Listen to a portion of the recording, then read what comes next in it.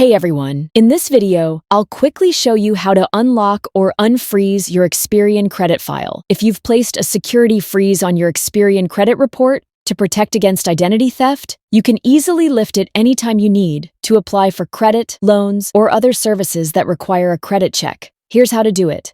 First, you no longer need a PIN to manage your credit freeze with Experian. All you need is a free Experian account. Simply sign into your account at Experian.com. Once you're logged in, you'll see your credit freeze status on your dashboard. To unfreeze your credit file, you have two options. You can permanently lift the freeze with just one click, or you can schedule a temporary unfreeze for a specific time period, like 24 hours or a few days. The process happens in real time, so your credit file will be accessible almost immediately after you unfreeze it. If you're not sure whether your Experian credit report is currently frozen, just log into your Experian account to check the status.